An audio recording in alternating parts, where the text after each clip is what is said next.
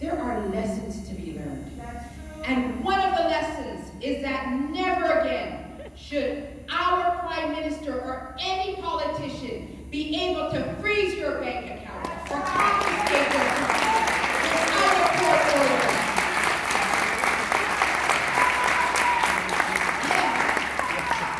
And we must realize that we, the people, elect our elected officials to serve us, and they must listen to us. And when they have an issue, those truckers, they went to their councillors, they went to their members of parliament. Nobody was listening. So some of them drove all the way from BC to go to Ottawa to speak to their elected officials. And what happened? They were called racists and misogynists and bigots. This is not what and how a leader leads in times of peril. I believe that a good leader in times of difficulty will unite the country and bring people together, and that is what I intend to do.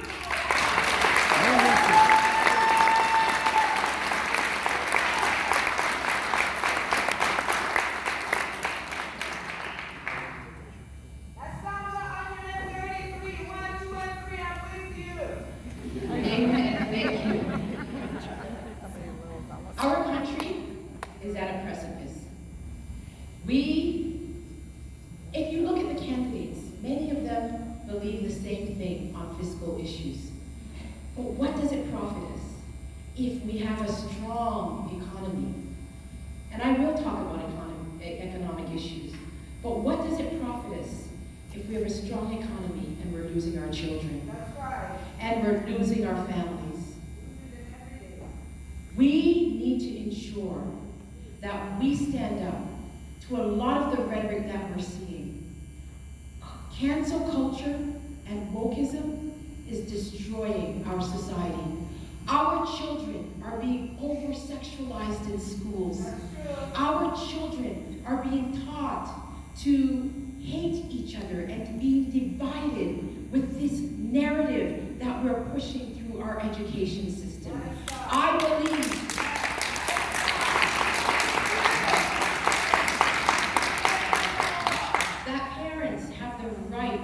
raise their children in accordance with their values without governmental intervention.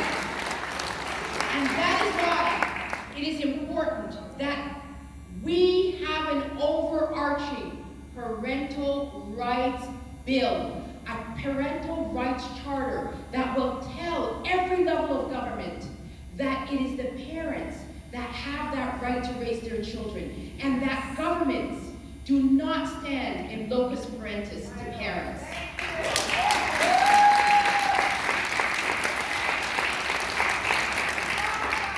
I'm running because I want future generations to have hope. Yes. I want young people to dream of owning their own home again, yes, just like many of us in this room.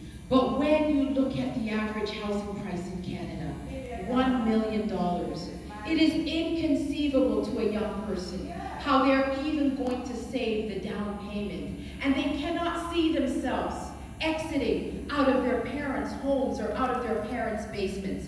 We need some radical policies whereby we, even if the government has to give up crown lands to the municipalities in order to build affordable, accessible housing, we need to implement such policies, and I guarantee you I will do so.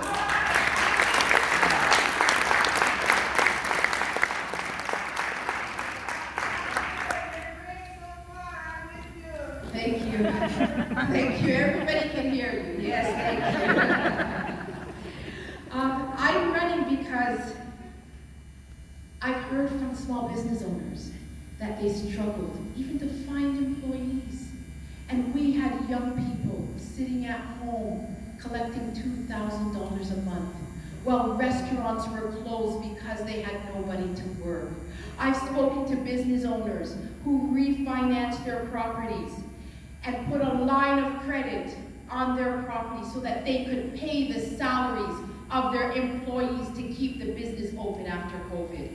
I'm running for that business owner to make sure that government cuts red tapes and instills the type of faith in the industries that we need to prosper this country once again.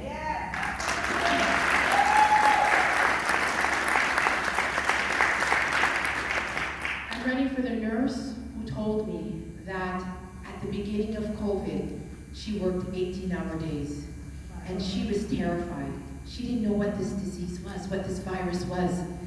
And she worked in order to serve her country. And at that time, there was no vaccine. And she was so terrified. So she rented a trailer and parked the trailer in her driveway so that she wouldn't have to go inside and perhaps infect her family. And she said when she looked in the mirror every night and she took off her mask, she could see the indentation of the mask imprinted in her face because she wore it more hours in the day than she did not. And she continued to work. And then the vaccine came out. And she went to her doctor, and she had an autoimmune condition. And her doctor said, I don't recommend that you take it. And I don't know if many of you know, but people with autoimmune conditions are excluded from the clinical trials because they would skew the trial. So there's no data on what would happen. And the doctor recommended that she doesn't take it. So she said, okay, will you give me an exemption? And he said, oh no, no. I will lose my job if I do that. And so she went and told her boss that, I'm sorry, but I can't take I can't get vaccinated. And she was fired. She went from being a hero, risking her life for her fellow Canadians, to being a zero and losing her job after 30 years. I'm fighting because I believe that nurses' jobs should be restored to her, and that we need to treat our heroes with respect and dignity.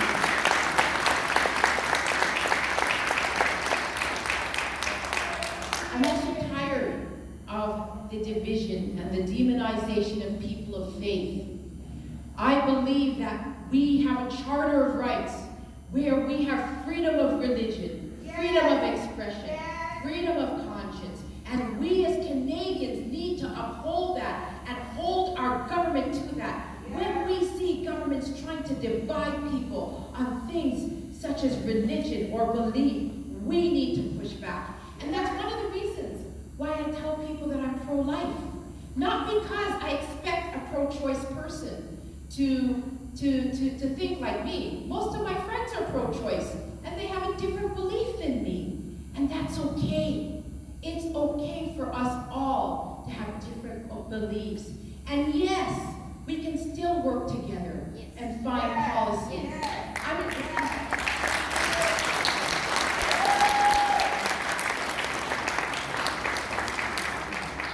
We can find common ground, and I'm going to tell you a story of finding common ground with pro-choice people. Many of you may not know that in China and India, they had a very big problem with aborting baby girls because everybody wanted a boy. And so baby girls were being aborted, and even in some Chinese communities, the effects manifested itself 20 years later, and there were villages without no young women for the young men to marry. And so China outlawed the practice of sex-selective abortion.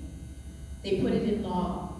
India outlawed the practice of sex-selective abortion. They put it in law. 87% of Canadians believe it's wrong to prefer a baby boy over a baby girl, even in the womb. And so I believe that we could form common ground and common policy, pro-life and pro-choice people on that. And so I reached out to people. And you would be surprised. Most people don't know that there are really only two countries that have no restrictions, North Korea and Canada. So Canada has become a destination haven for women to come here to abort their baby girls. I believe that it's worth working with pro-choice individuals, whether they're male or female, to say, let's stand up for women's rights, for equality, and let's begin, even in the womb, to say that girls are equal to boys.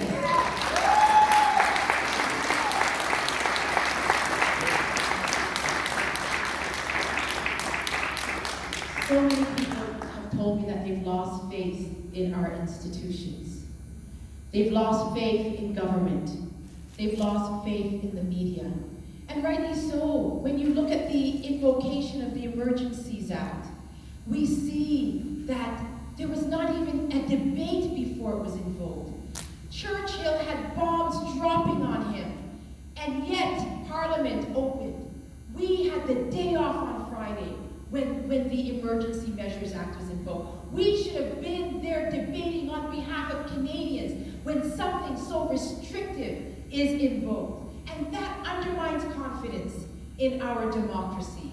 In addition, when we look at even the coverage of the convoy that was covered by the media, it wasn't balanced, whether you were for or against it. We are seeing a media that is acting as an arm of the Liberal government, and that is so dangerous.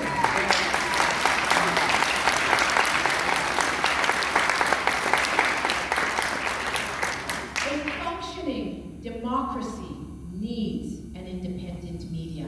And if we are giving $1 billion to the CBC, they need to be held accountable, and they need to be independent. And if they cannot be, they need to be defunded, and I will do that. Defund BBC fake news media. Mouthpiece for the Liberal government. I have a Master's of Environmental Studies, and when I studied the environment, climate change wasn't even a word used by politicians. And I'm ashamed to see where the love of the environment has gone. It has gone to just pure fear, making people so afraid that they can implement a revenue-generating stream from people's fear. And that's what the carbon tax is. Every time you turn up your heat in your home, every time you pump gas, you are paying that carbon tax. It is a revenue-generating stream, and the reason why I say that is because it has done nothing to reduce emissions in this country. And I'm going to cancel the carbon tax.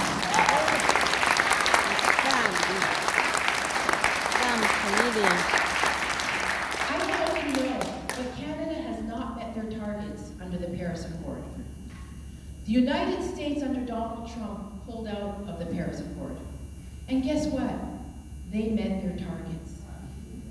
I believe that the way for us to move forward is to have real, sensible, practical, result-oriented environmental policies that will bring down emissions and have a real impact on the environment, not based on fear, so that the government can tax us, based on innovative technologies. And I intend to do that.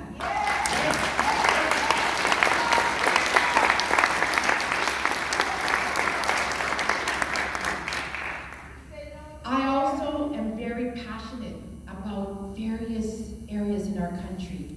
I believe the various provinces and sectors have been undervalued. The North has minerals off their coastline that are being plugged, being developed by Russia, even though there are minerals. We have to protect our Arctic. We also have the third largest accessible oil reserves on the planet that we're leaving untapped. We need to develop our natural resources.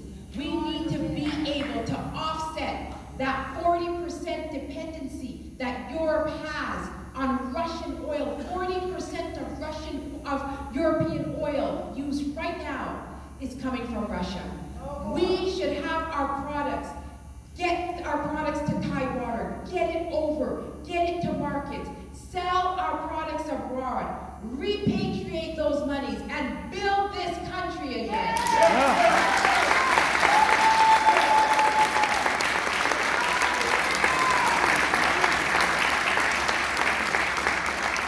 Every single day, we are importing 555,000 barrels of oil from dictatorship regimes, from regimes with poorer environmental records than ours.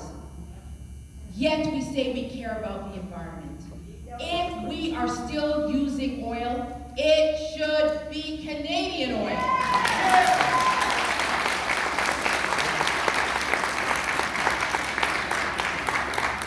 The last thing I'm going to talk about is very controversial, but it's passionate and Canadians need to hear it.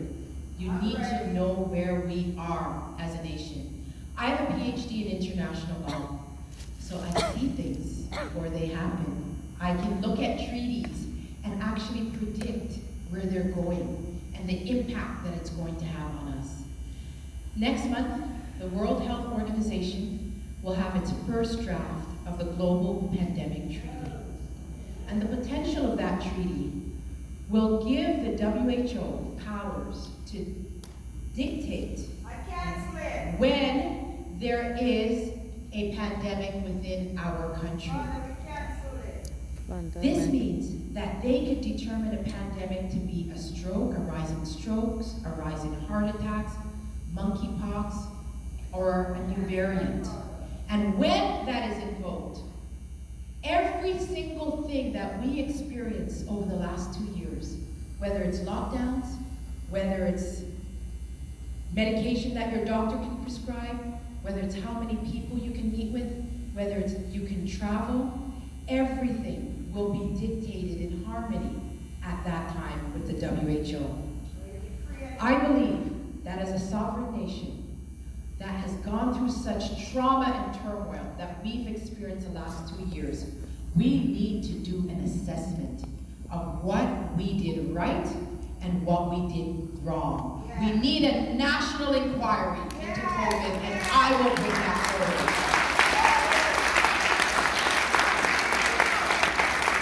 And out of that national inquiry, we need our own pandemic response so that we are not having band-aid solutions as we go along. And we're not learning information afterwards, after things have happened.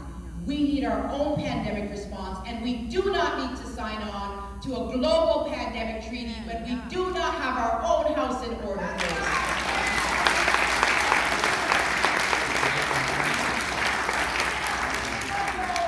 I believe when someone tells you who they are, you need to believe them. When someone tells you who they are, you need to believe them.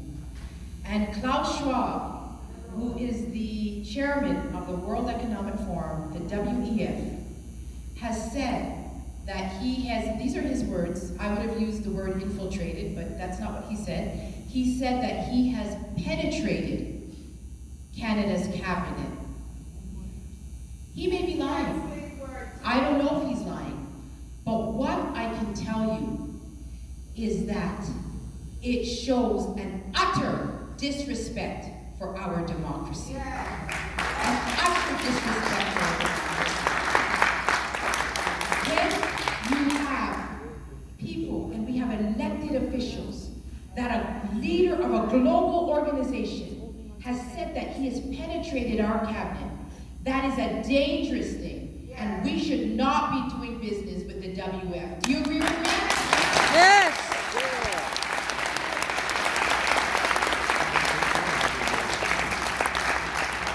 Get them out. You may be surprised to know that Canada has signed an agreement with the WEF for the Known Traveler Digital ID program. Yes. That's what it's called. I've actually emailed out the agreement to many of you. The agreement is public. The Known Traveler Digital ID program. I think it's a travesty that we have entered into an agreement with the WEF to tell us who our trusted travelers are. And most likely, our ArriveCan app will transition over into this known traveler digital ID program that the WEF will control. So it is not a conspiracy. It is a fact. And we as Canadians need to stand up and fight for our sovereignty. Yes.